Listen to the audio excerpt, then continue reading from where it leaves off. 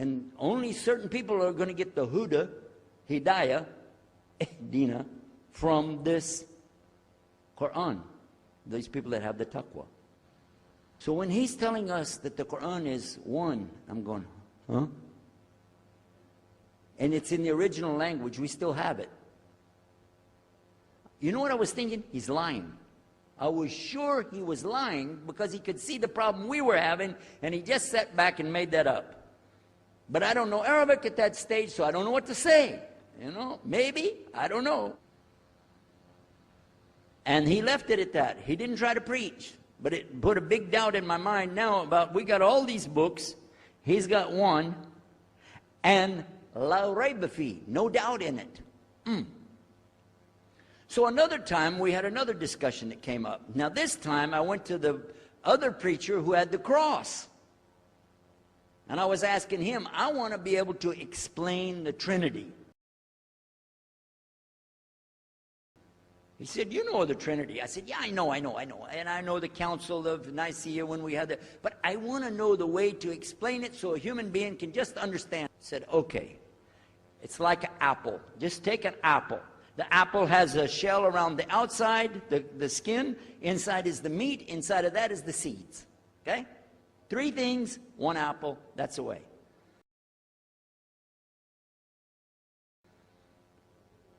I start going back. I'm going to tell this Muslim about the Trinity.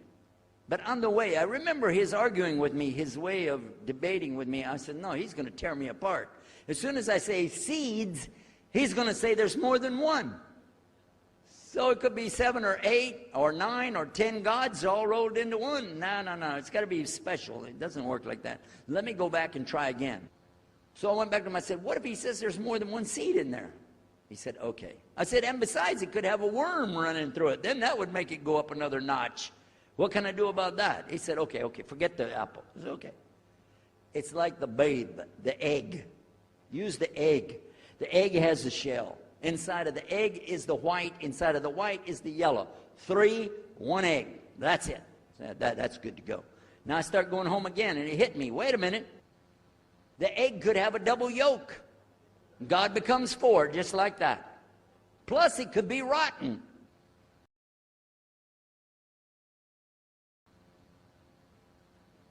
I'm not going to ask him again. So at the market one day, I saw a man, and I was talking to him because I was listening to some things that Muhammad had told us about the belief in Islam, Allah is one. And so I was telling this guy, you know, I got some doubts about the Trinity. He said, you a preacher, you have doubts? I said, yeah, it doesn't make any sense. It doesn't make any sense. How could 3 be 1? He said, okay, look. You see me? I'm one man. I said, yeah. He said, my wife? Yeah. It's one person. Yeah. See my son? Yeah. 3. 1. One family. It's the family of God. Use that. I said, there you go. The family of God. You don't get very far on that one, and you realize right away they could have another kid just like that. But worse, they could get a divorce. You want a God that can get a divorce? Huh? In Texas, if you get a divorce, your wife gets the cars, house, your retirement check, your 501, your Keogh plan. She's going to get your computer and even your email. You got nothing left. And I don't want a God that could have a worm in it. I don't want a God that can be rotten, and I don't want a God that can get a divorce. I want to explain this Trinity the right way. Sure enough, the subject came up, Trinity. There we are. Now here's the priest trying to talk about the Trinity is like an apple. I'm going, you don't go there. And then he's egg, don't worry about it. So we ask Muhammad, we say, okay, what do you say about God? What do you think he said? أعوذ بالله من الشيطان الرجيم بسم الله الرحمن الرحيم قل هو الله أحد الله الصمد لم يلد ولم يولد ولم يكن له كفوا أحد. And he explained it something like this. Say he is Allah, the unique, not like anything else. He's eternally sought after by his whole creation, but he doesn't need the creation. He's not the father of anything. He's not the son of anything. He's not like anything. And he is unique. I had. Boy, that's exactly what I already think, but I can't admit that. That sounds too easy. But plus in the Quran, Allah subhanahu wa ta'ala tells us to tell the Christians, don't say three. Here's a little point. I'm going to go out of the story for a minute to show you something. Nowhere in the Old Testament, the Torah, or the Zabur, the Psalms, or the Injil, which is the New Testament, nowhere in the Bible do you find the word Trinity. Not once. Not once is the word Trinity. But it's in the Quran. We have it in the Quran. It says, Thalath, tell them not to say Trinity. Oh! But they don't have it, and Allah said, don't say it. Guess what else? The word Bible is not in the Bible. Bible is from Greek, it means biblios or book. Book. But it's in the Quran many times. Is it? Kitab. Book. Ahl Kitab. People of the book. So we found in the Bible a shortage. They're talking about it, but the Quran is explaining it. I found actually in the Quran, I can explain the Bible much better because it gives me the things I didn't know how to explain. So then in my mind, look what I did. I started realizing what he was saying was true, but I never admitted it. Instead, I was taking this and mixing it. And when I would go give my next talk, I would say, so and so and so, and I would use what I learned from the Quran to explain what's in the Bible. Some of the people liked it, but some of them didn't. Because when I began to talk about salvation being based on what? And the Bible tells you in there, there's no Savior except God. It says it real clear. Jesus is not your Savior, God is. When I found that, I said, okay, let me try another way to explain that. Each thing as I would learn it, I'm trying to change how I'm presenting the thing. It still doesn't dawn on me, I need to do something. But I could see for sure God is only one, and that, so I totally forget the Trinity thing. My dad never did believe it anyway, so he had no problem with it. Now we come to some new thing. The priest asks the Muslim, can I go to your church with you? The mosque. He said, sure, come on. Well, he went, and they came back. So he took the priest aside, said, come here, come here. What do they do? What do they do in there? Tell us, what do they do? Do they like kill some animals, or what do they do in there? He said, no, they just stand there like this, and they pray, and they leave. I said, what? They pray and leave? He said, yeah.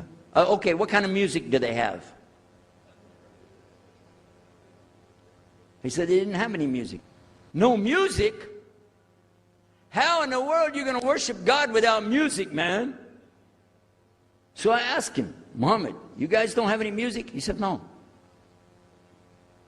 Now, I'm in the piano and organ business. I said, how many mosques are there in the world? He said, millions and millions and millions of them. And I said, none of them have a piano. He said, no. Any of them have an organ? He said, no.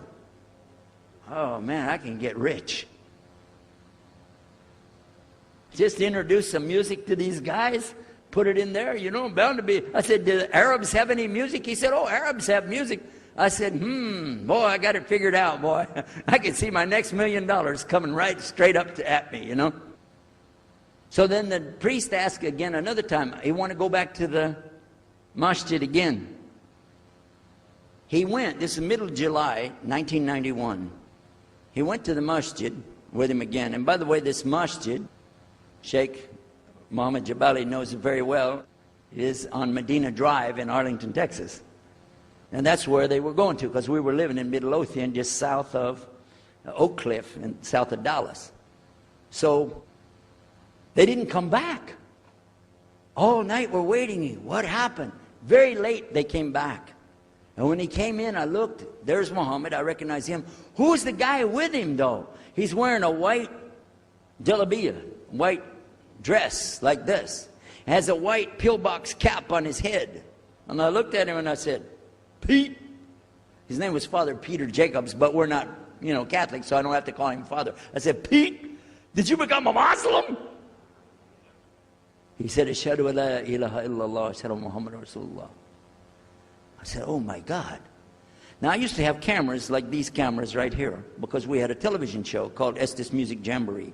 So I got one of our cameras out, opened it up, set it all up on the tripod, and I was going to interview him and ask him, well, you know, well, you went to Islam, what happened? While I was talking to him, though, he fell asleep.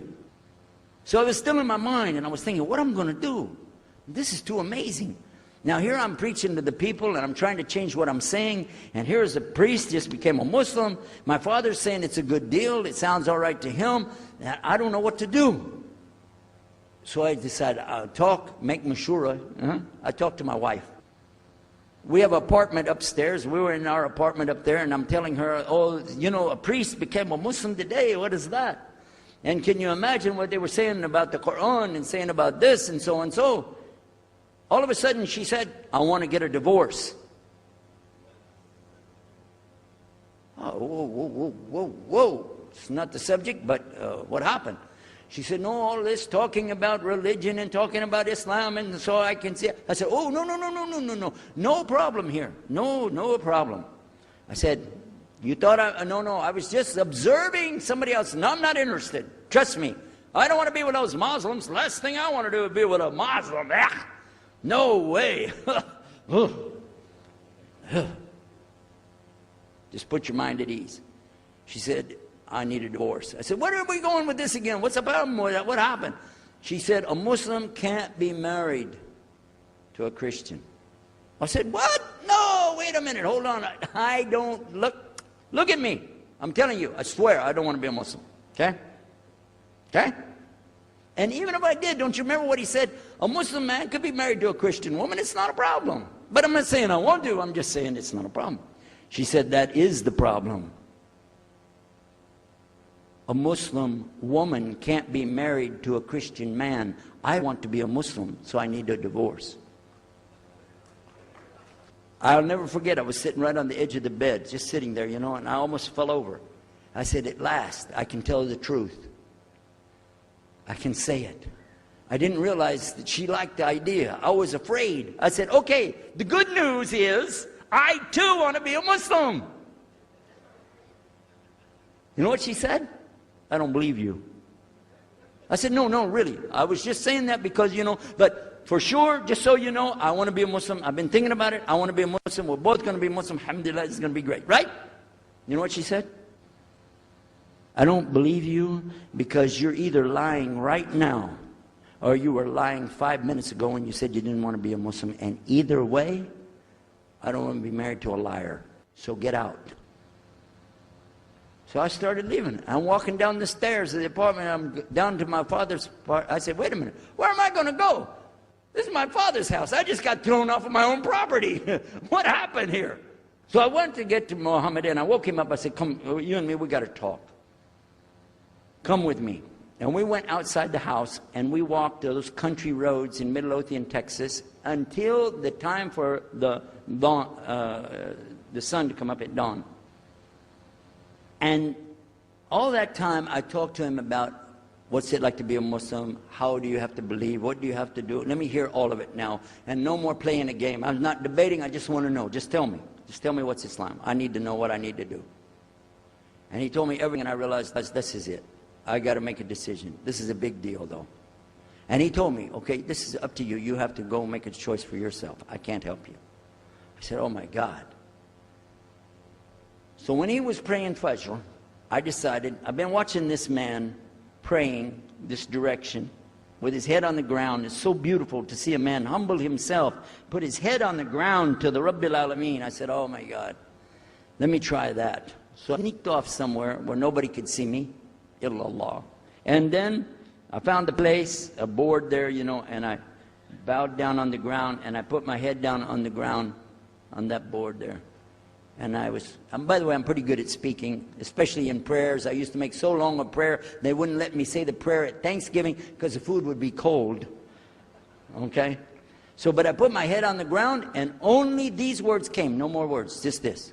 Oh God, guide me. That's it. And I was thinking, well, I got to say more than that. Nothing. Oh God, if you're there, guide me. That's it. After a while, I sat up and I looked around. There wasn't any fancy rainbow. It wasn't birds flying around. There was no big signs from above. There was no music, angels, harps, nothing like this. It was just a cloudy day in Texas. But inside, I could realize I had to make some changes. To me, that's what I need to do. There's the problem, it's inside of me. Within a few minutes, it became clear what I needed to do, and I had to develop an idea of how to pull this off.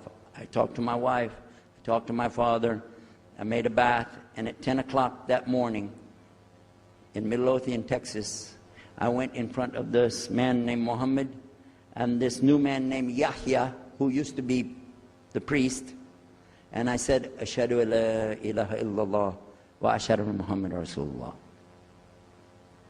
Immediately after that, my wife did her shahada. Ashhadu an la ilaha illallah, ashhadu anna Muhammad Rasulullah. A few months later, my father did his shahada. Ashhadu an la ilaha illallah, ashhadu anna Muhammad Rasulullah. Step by step by step, we saw so many people enter into him. We wanted to tell the whole world what is Islam. We wanted everybody to know the real Islam. I said, how could this escape our knowledge? How could we not know about this great and wonderful thing called Islam? And it looks like all we got to do is just tell the people. I went to the imam of the masjid there and I told him, let's tell the people. Then I found out something else about us as Muslims.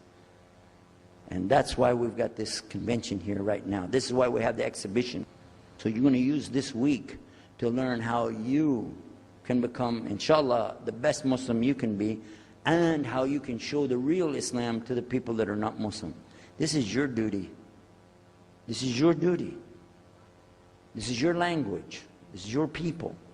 Just as it's my duty to give the message to my people and my language. And so the same way, it's your duty to give the message to your people.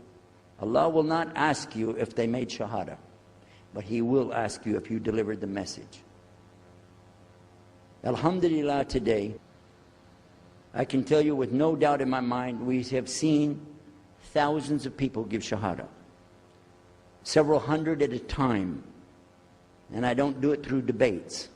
But I don't need to debate any Christian. I was a Christian. I am a Muslim. If you want, I can give you both sides. Easy. Okay? I'll play both parts. I'll be the Christian and tell you this, and then I'll be the Muslim and give the answer. And there won't be any argument. And I've done that so many times. And let me share one story with you before I end. I'm going to leave now. Inshallah. I was telling the brothers today that I was asked to give a talk in a church in Hagerstown, Maryland, just outside of Virginia. This was in 1999. And I went there and I gave a talk in the church on Sunday. Because I know how to address the people. How many years was I a Christian? 50 years? I know what they want to hear. Get them ready, and they said, "Whoa, wow, this is normal preaching." But then when I came to the part, La ilaha illallah, I stayed on La ilaha illallah until they said, yes, that makes sense, it makes sense. There was one old lady that she was saying yes. Afterwards she said, yes, but I just don't want to do it the way you're telling me. Okay? But guess what else happened? 2 people did shahada right there. Hello? In the church. In front of their preacher. They said, yes, we agree, we like this, we want to know more, and we say there's only one God to worship. Syari la ilaha illallah. In front of the preacher. And one of them was his daughter. I took them to the masjid and they did shahada in the masjid that afternoon, a Sunday afternoon. And later the boy, he married the girl. They're Muslims living there now. Now, let me ask you a question. If I would debate and argue with this preacher and made him look stupid, would he ever bring me back again? No. I'm going to ask you a question. If you were at a place and you saw somebody change their religion to another religion in the temple of that religion, and the father was the priest there, what would you think? Is that man ever going to call me again? Do you think he'd call me again? 3 months later, he called me again. Come back again. We really enjoyed it so much. I said, how's your daughter doing? I want to remind him, see what he's going to say. He said, oh, she's doing fine. She likes Islam. It's very nice and lovely. She treats us so good. You know, we're amazed at her personality. We love you guys. Could you please come back again? And I did, alhamdulillah. So I'm just showing you that it's not guidance from me, not guidance from you. It's guidance from Allah. Allah guides whom He wills, whom He wills. So we ask Allah to guide me, all of us, and all the people. And whoever He guides, they'll be fine. But whoever Allah doesn't guide, they got a problem, serious problem. Our job here is to do one thing: communicate the true message. If the people don't want it, that's your choice. That's their choice. You don't have to take it. But it's our responsibility in putting this on, all the scholars that are here, it's their responsibility to tell us what's the truth in Islam and let us see for ourselves. Jazakumullah khair. Wassalamu alaikum.